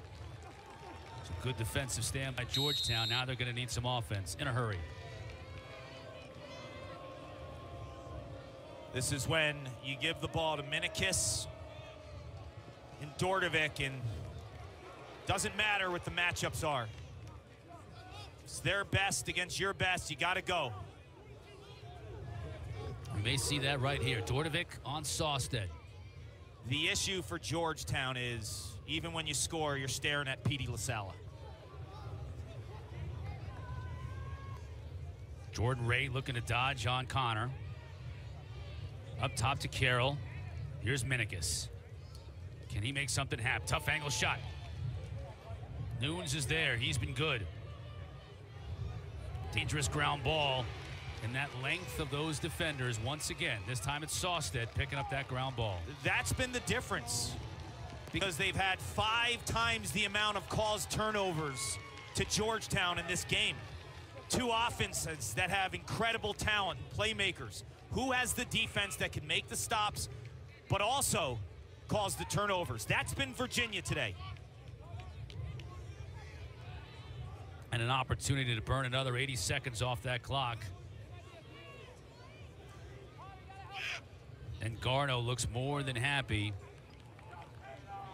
to burn a lot of that clock right here.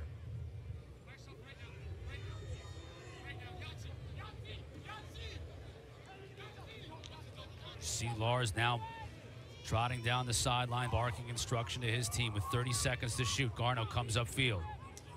Nothing there. Going now up top to Schutz. McConvey says keep it on this side. Look at the leadership, the experience of this offensive system and the players between the coordinator, Sean Kerwin, and their playmakers like Xander Dixon. Everyone is speaking the same language. Nothing doing for Dixon there as he couldn't beat Hinks near post. Another shot clock violation, not the worst thing in the world for Virginia at this point. Look out. Now loose ball in the middle of the field. Hinks tracks down. That was a heck of a play by Mitch Whalen, right? In the middle of the field, 43 in white, and then the BTB pass. Have a day, Whalen. Looked like Soliday wasn't sure whether he was going to be onside, so he had to let the ball go. Now flags fly everywhere.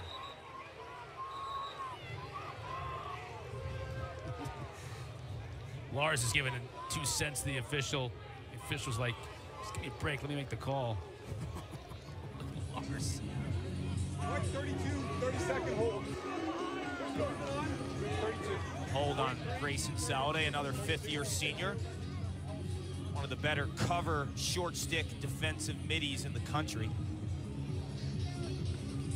So last time when Virginia was man down, they forced Georgetown's passer to be a shooter, and it worked. They forced TJ Haley to set his feet and let it rip. He only has 1 goal on the season. He's a tremendous passer. Now he's at X, and Tucker's up top. That pass goes awry. Tracked down by Minikis. Must score here for Georgetown. Got to take advantage. Tucker, that pass is too high. It's just wasting time on this man up too, Kark. Finally, Tucker. What can he do with it? Over to Kelly. Tucker's going to have to let fly. He does, too high. Look out. Pedestrian walking on the other side of the fence. Yeah, that was scary. Bunch of cars back there, too. One might be without a window. On that shot. Tucker really wished he could have gotten it on cage, though. Couldn't do so. Back to full strength. Virginia up 5 with 3 minutes to go until they move on to championship. NCAA men's lacrosse coverage continues tomorrow with the final 2 quarterfinals. Catch the action from Annapolis starting at noon Eastern on ESPNU. For more information on the 2023 Men's Lacrosse Championship, visit NCAA.com. That's your home for all 90 NCAA championships. Adhesion Q are waiting. You thought Q might have been in Pimlico. Nope, he's at home doing his gardening today, isn't he? And he showed a picture to prove it, right? He didn't want to be known as someone going to the racetrack, right. Yeah. The day before a quarterfinal game. He's doing something wholesome like gardening. He and Anish will be in Annapolis for those 2 tomorrow. Can't wait for that. We got Duke and Michigan coming up 35 minutes after the conclusion of our game. Georgetown hoping to extend that conclusion, but they need some goals here in a hurry. Solomon. Skip pass to the far side. Shot by Bundy, and it's not close.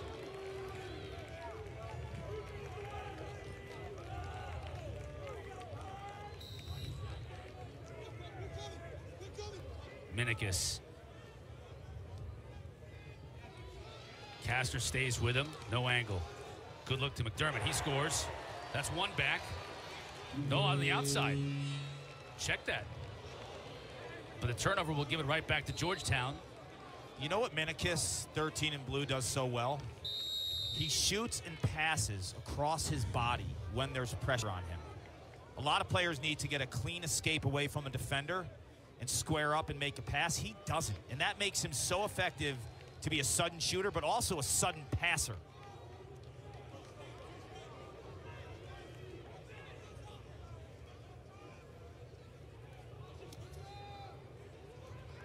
Quick passing by Georgetown, finding the open man. Can't put it on target. Bundy again.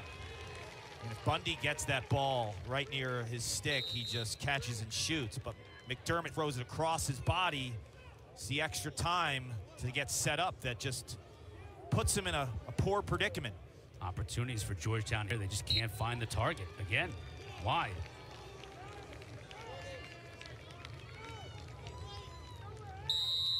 If this is the end for Georgetown in 2023, what a epic response. Started the season 0-3, reeled off 13 straight, Cotter. That time they find the back of the net. Aiden Carroll.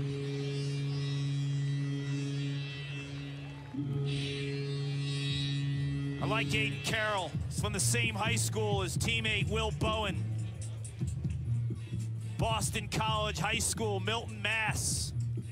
A two-handed midfielder who will have to take on a way bigger role next year. With Dordovic gone and Minikis gone, shows you his ability to spray it on the run. That is a fine-looking take. Gotta have it, they get it from Riley. Gotta go quickly. Minikis can do just that. To Matsui, the attention he draws with the slide, quick slide. This is where if you're the PLL with a two-pointer, it's only a two-possession game. Not in college lacrosse. Only count as one. Under a minute.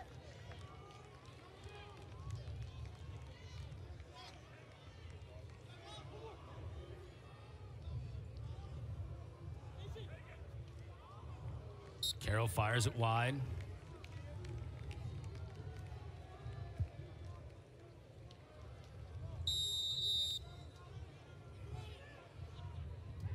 Dordovic. One-hander. That's not going to get it done right now. Battled for the ball as it crosses the end line. Stays with Georgetown, 35 seconds. Shows you his strength. Twarton finalist. 6th year. Grad transfer from Syracuse. He comes out, and what a career for Tucker Dordovic. Bundy shoots high. Stays with Georgetown. Dordovic's one of those players who shows you the growth of the game, right? That Portland, Oregon area, the talent that it's produced right in the college game right now. Sam Hanley from Penn, Ajax Zapatello from Maryland, Ross Scott from Rutgers, Slusher. Alex Slusher from Princeton. Yeah. I mean, did you think about the emergence of the game and what it's done out west? Solomon. Close, but nothing doing on Noons.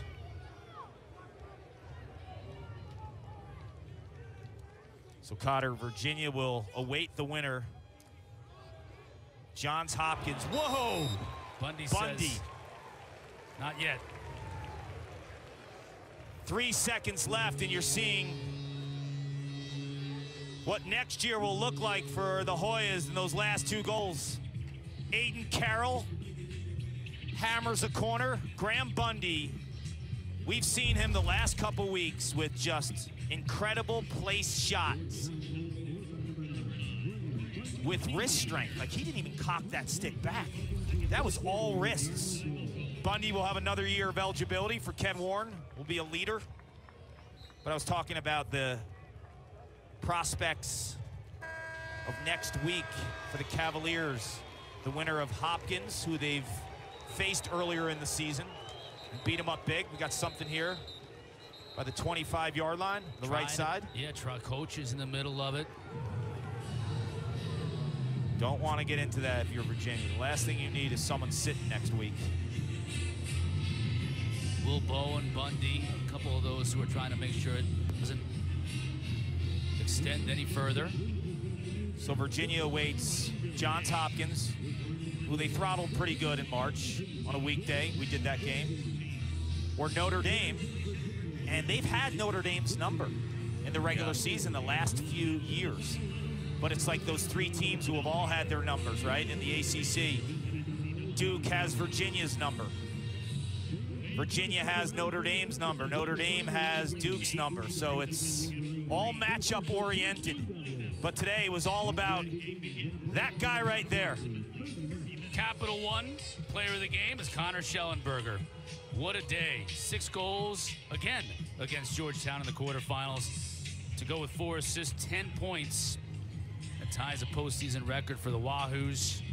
And they needed them because Georgetown wouldn't go away all game long. It finally took a Virginia run in the fourth quarter to extend the advantage enough for the Wahoos to end up in familiar territory for the third time in the last 4 years. Virginia will go to championship weekend in Philadelphia.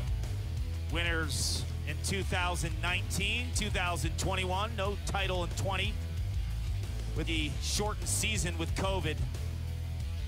And then last year was bounced by Maryland in the quarterfinals, who won the championship. This is a veteran group who knows how to handle May. Both coaches addressing their clubs. You take one final look at the bracket. Coach Warren has to be proud of his team, starting 0-3 on the year, making their way all the way to the quarterfinals. And for Lars Tiffany, it's never job done until that final game of the year, and they want that final game to be Monday in Philadelphia. That's going to wrap it up for us here, at least for the time being. 17-14 our final. Virginia with the win. Clark and I will be back in 35 minutes. Duke and Michigan right here from Albany. You don't want to miss that one. We'll see you then.